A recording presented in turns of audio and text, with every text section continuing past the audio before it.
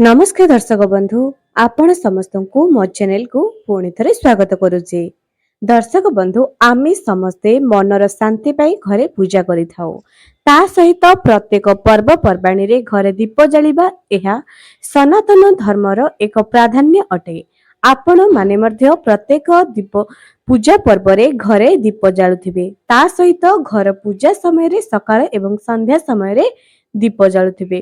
तेबे दर्शक बंधु आपण माने कोन जानिचंती कि दीपरे एही चारोटी जिनिस पकाई दबा द्वारा जेतेबेले आपण माने दीप जलिबे एही चारोटी जिनिस दीपरे पकाई जळेबा द्वारा आपणकर धनजनित समस्या दूर हबो, करज मुक्ति हबो, घरु नेगेटिव एनर्जी दूर हबो, घरु कଳି झगड़ा दूर हबो। प्रत्येक समस्या पाई अलगा अलगा जिंस आपण माने निज पूजा घरे पूजा करिबा समय रे दीप जेतेबेले जालिबे निजर समस्या पाई सेही जिंस को पकाइबे।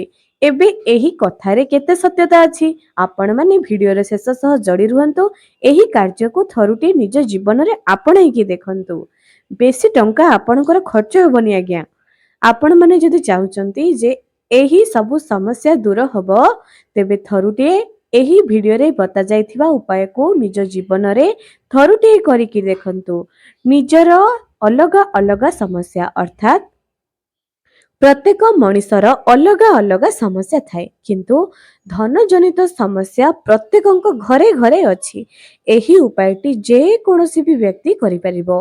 प्रत्येक दिन निज पूजा घरे जे दीप जालुचंती सेही समय रे आपण माने एही जिंस को निज पूजा घरे रो दीप रे पकाई दियंतु।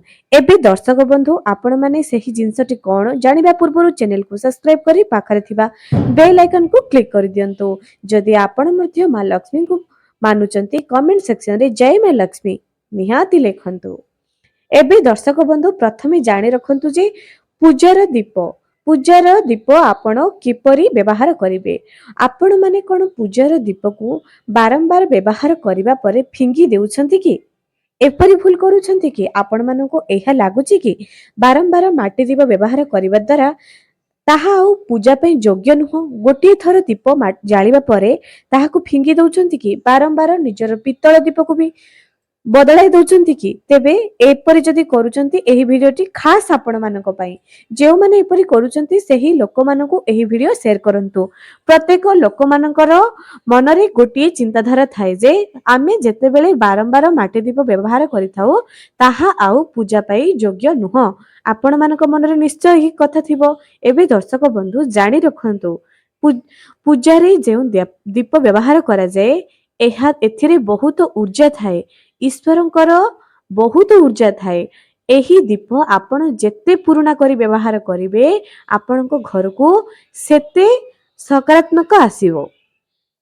केबे भी बारंबार जेपरि कि आपण माने मां वृंदावती पाखरे संध्या समय दीप जालुचंती माटीर दीपरे आपण कौन कले दीप बसी कला होई गला बोली आपण ताहाकू फिंगी देले। एहा जमा भी भल नुह। जे पर्यंत आपण को लागुची जे एही दीप ठीक अछि अर्थात दीप माटी दीप भी बारंबार व्यवहार करिबा परे ता तळ पटे खराब होई जाए एवं घिओ बाहरी आसे। जे पर्यंत सेते कि न होईची सेही माटी दीप को जमा भी आपण माने बाहर करंतु नाही, फिंगंतु नाही।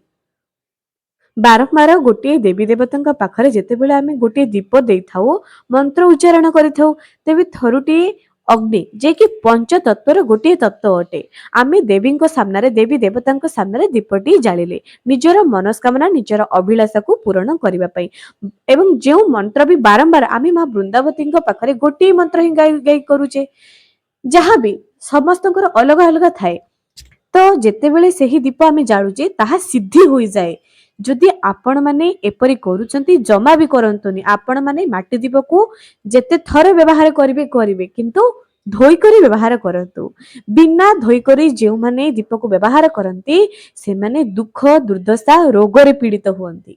केबे भी सेमानक जीवन रे सेमाने शांति रे रहि पारिबे नाही।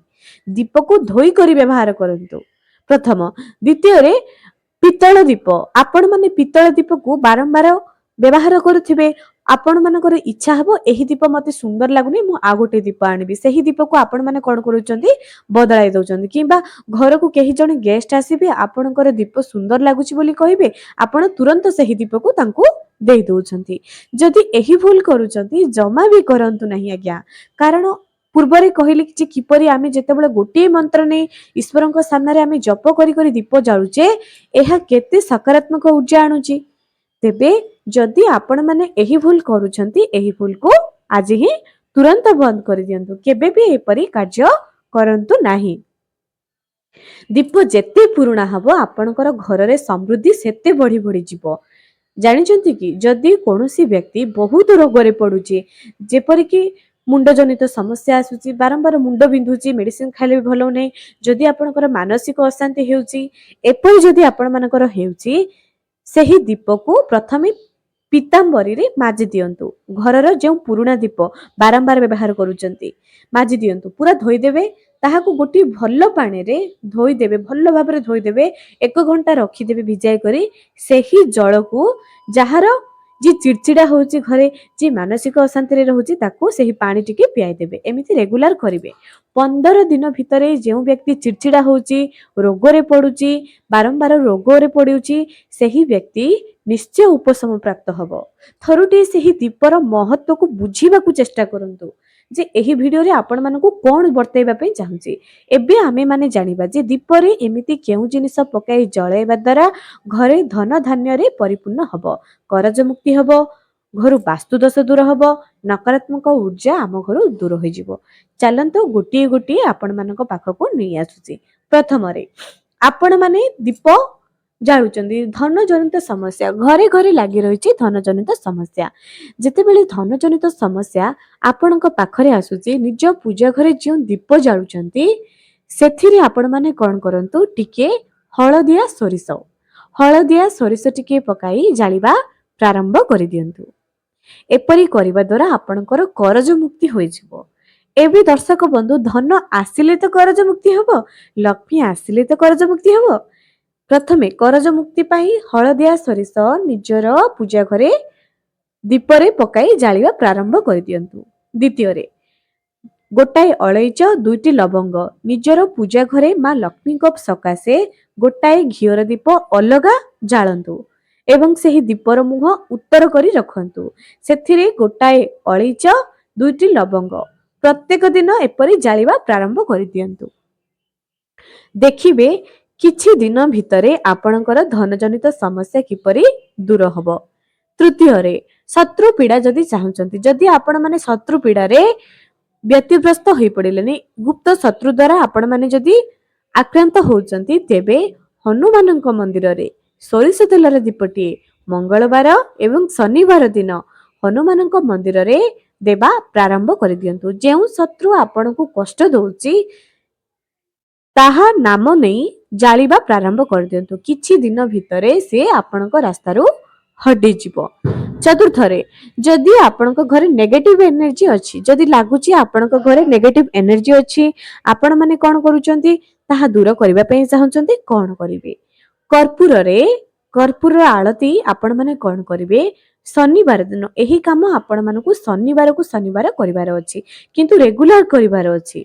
2ଟି କର୍ପୂର, 2ଟି ଲବଙ୍ଗ, 2ଟି ଅଳେଇଚ, ଗୋଟାଏ ତେଜପତ୍ର ପକାଇ କରି ଜାଳି ଦିଅନ୍ତୁ। ସେଥିରେ ଟିକେ ଘିଅ ବି ପକାଇ ଦିଅନ୍ତୁ, କାରଣ ହୋଇପାରେ ନ ଜଳିପାରେ।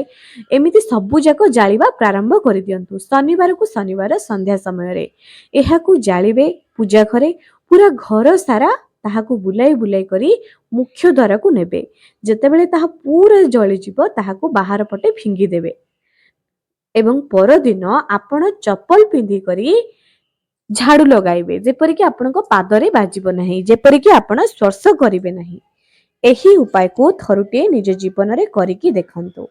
ତା ସହିତ ଯଦି ଆପଣମାନେ ଦୀପର ସଳିତାକୁ ଫିଙ୍ଗି ଦଉଛନ୍ତି, ଏହା ବହୁତ ବଡ଼ ଭୁଲ ଅଟେ। କେବେ ବି ଦୀପର ସଳିତାକୁ ଫିଙ୍ଗିବେ ନାହିଁ।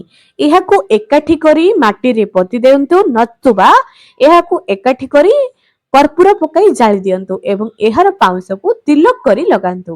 ଏହା ଆପଣଙ୍କୁ ବହୁତ ସଫଳତା ଆଡକୁ ଅଗ୍ରସର କରାଇବ। ଦର୍ଶକ ବନ୍ଧୁ, ୟା ପରେ ବି ଯଦି ଆପଣମାନଙ୍କର କିଛି ଡାଉଟ୍ ଅଛି, ଯଦି ଆପଣମାନେ କିଛି ପଚାରିବା ପାଇଁ ଚାହୁଁଛନ୍ତି, କମେଣ୍ଟ ସେକ୍ସନରେ ନିଜର ମତାମତ ନିଶ୍ଚୟ ରଖନ୍ତୁ।